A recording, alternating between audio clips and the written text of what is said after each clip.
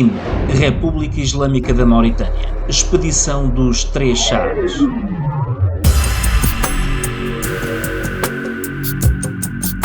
Dia 12.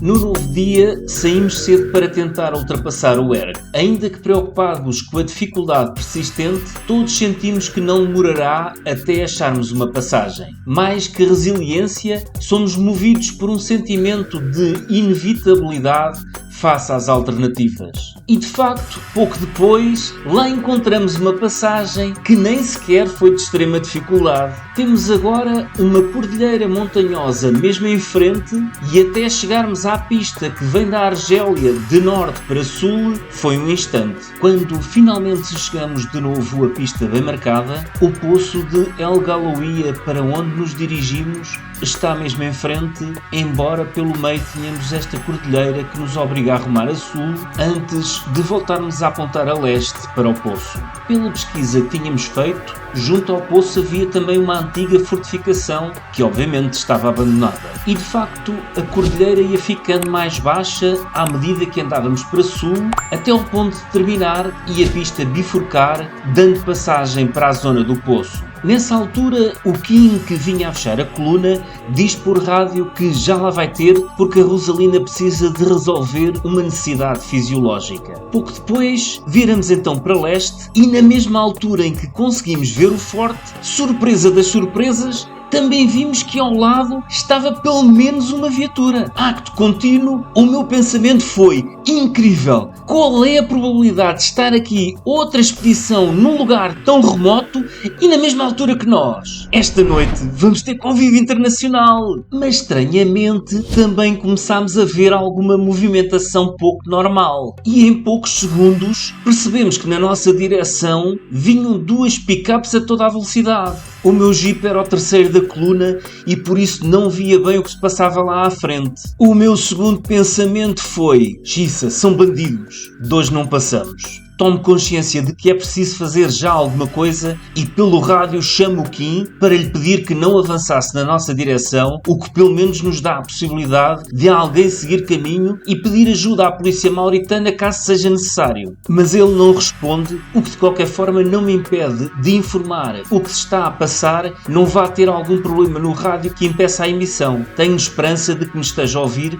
e fique onde está. Agora já muito perto percebemos que as pick-ups montam trilhadores pesadas e ao chegarem perto de nós, os homens que transportam saltam para o chão, escondem-se atrás das pedras e colocam-se em posição de combate com armas ligeiras viradas na nossa direção. Ainda não sabemos se são militares ou bandidos, mas nesta altura é pouco relevante porque em qualquer dos casos, algum pode ter dedo ligeiro e desencadear uma catástrofe em que nós somos protagonistas do lado das vítimas. Do nosso lado e para ajudar, o primeiro carro da coluna é o MM do Nuno, logo aquele que tem maior aparência militar. O Alfredo e o Nuno saem do carro e com gestos lentos levantam a mão em saudação. Não sei se deixaram selo na cueca, mas se deixaram é perfeitamente natural. Eu continuo a insistir no rádio CB, desesperado por uma resposta de reconhecimento de que a mensagem foi recebida. E o Luís faz o mesmo no VHF, uma vez que o Kim leva dois rádios de diferentes frequências. Lá na frente, levanta-se um dos homens que vem cauteloso na nossa direção, fazendo sinal para não nos mexermos. Confirma finalmente que são militares do exército mauritano e que estão aquartelados no forte em ação militar. Também eles foram surpreendidos por nos verem, sobretudo porque a virem viaturas seria de sul.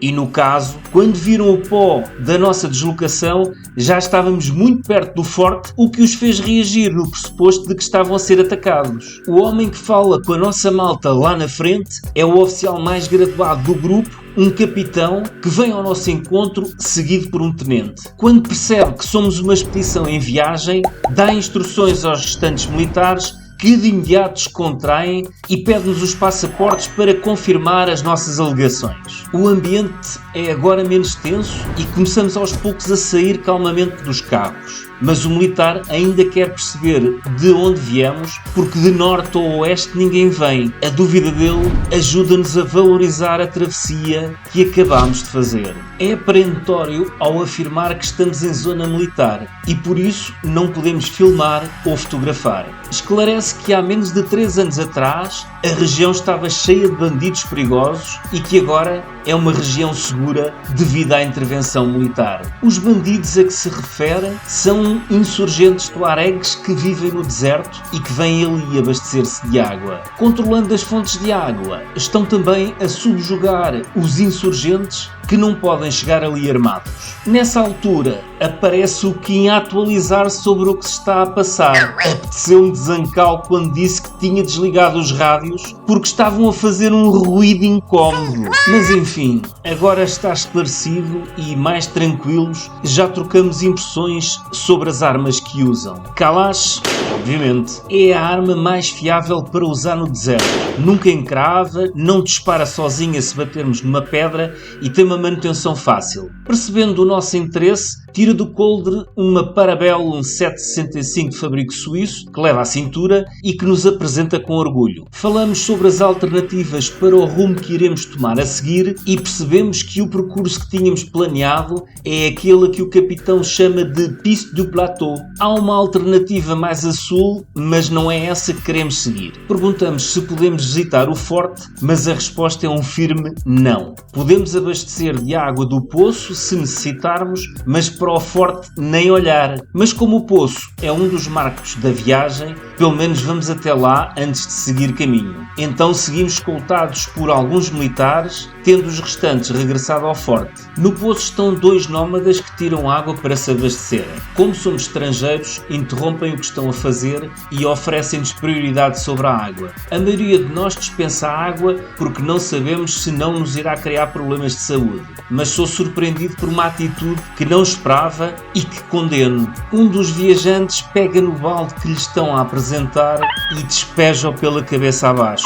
Os nómadas esboçam um sorriso amarelo, mas imagino-os a pensar que os estrangeiros são tão imbecis que desperdiçam assim um bem tão precioso e escasso. Sinto-me mal com aquilo e mostro-me pronto a regressar ao carro e seguir viagem, a tempo de ouvir atrás de mim um segundo balde de água a ser desperdiçado. Deixamos com os homens alguns jerrycans que já não vamos usar e seguimos caminho, regressando à pista que aponta a sul, agora num percurso pedregoso que contorna o shot que atravessámos algumas horas antes. Mais à frente paramos para almoçar e a essa hora estão 44 graus. Depois de almoço, a pista onde seguimos passa a ser de areia, embora a navegação seja fácil porque temos marcas de rodados que podemos seguir. Rodamos à esquerda do ergue que tantas dificuldades nos criou para chegar ali. O ritmo é vivo, mas tentamos manter-nos a uma distância segura das acácias que recomeçam a aparecer com maior frequência. Fazemos uma paragem para descansar e do nada aparece um nómada seguido de uma mulher. Não falam francês, mas é óbvio que estão ali para negociar. Ela abre uma pequena trouxa e mostra-nos peças de artesanato toscas que quer vender. Parecem-me de pouco interesse e não compramos nada. No entanto, oferecemos-lhes algumas t-shirts, reboçados e canetas que agradecem felizes. A pista fica depois mais dura e com muita pedra, alternando com troços de areia. A paisagem é bonita e as pedras vão ficando gradualmente mais escuras, fazendo um belo contraste com o branco amarelado das areias. O Luís ri-se e diz que vai abrir ali uma pousada servindo bebidas frescas ao preço que lhe apetecer pedir. Aproximamo-nos do ponto que mais me desperta curiosidade em toda a viagem. Não faço ideia de como será estar perto de uma cratera com 50 km de diâmetro criada pelo impacto de um meteorito.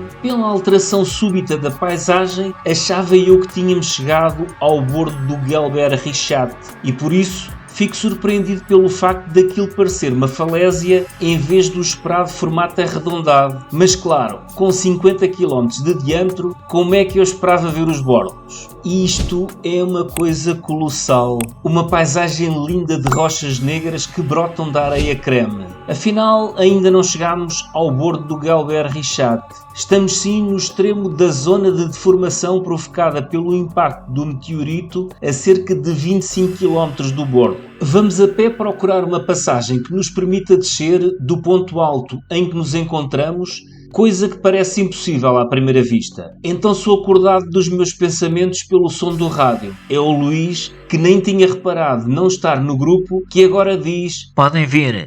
A descida é espetacular e faz-se bem. Como ir lá ver a pé cansava, o viajante foi lá ver de carro. E se não desse? Podia até acontecer que já não conseguisse voltar para cima. Mas o Luís encontrou um local em que a areia foi caindo da falésia ao longo do tempo e agora fazia uma espécie de degraus de descida suave que levavam até à base daquele primeiro desnível. De seguida todos descemos. Experiência que nos ficará na memória para sempre. Luís, estava a filmar?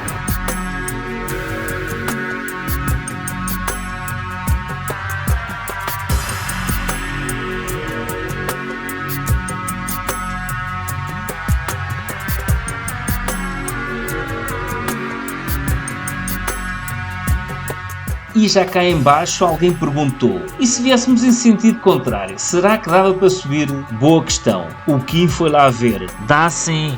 Seguimos então pelo meio daquele fenómeno da natureza, uma paisagem incrível que nos provoca uma certa euforia interior. Um pouco mais à frente chegamos ao poço de El Bayed. Poço de El Bayed, que são na verdade dois poços, por sinal muito fundos. É difícil imaginar que possa haver água num lugar destes e mais ainda acreditar que possa viver ali gente. Paulo, aqui é muito tempo, não fica solto, Mas uma vez mais, o deserto surpreende-nos. Já devíamos estar a ser controlados há muito tempo pelo pó que levantamos. Logo que chegamos ao local, ainda estamos a rir de uma placa que anuncia Museu Pré-Histórico quando aparece um grupo de mulheres com umas trouxas à cabeça. Mas de onde virá esta gente? Estamos a muitos quilómetros de uma povoação e não há nada aqui à volta. Cumprimentam-nos com simpatia, alisam a areia do chão, estendem uns panos e começam a instalar a mostra de artesanato.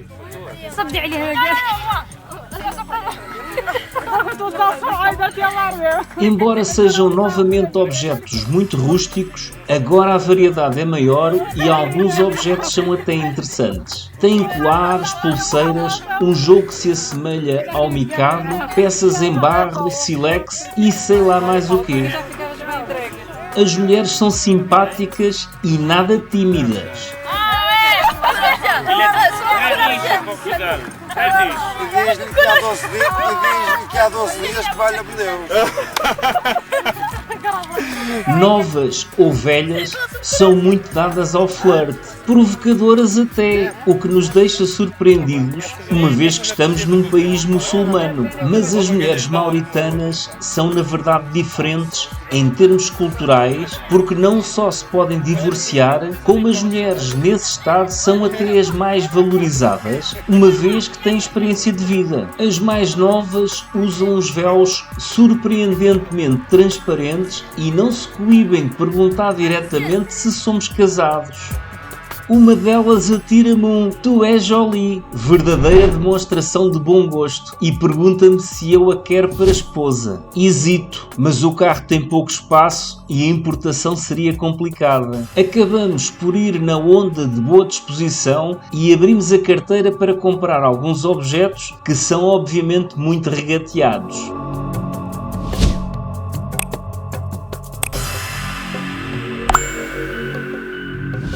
Depois seguimos o nosso rumo que nos leva da areia a uma demolidora subida em pista de pedra. Temos de nos abstrair do som das pedras a baterem por baixo do carro, porque para passar o obstáculo é preciso embalo. O percurso torna-se ainda mais montanhoso por caminhos estreitos e sempre com muita pedra. Subimos agora e o esforço é grande porque o caminho é completamente trialeiro.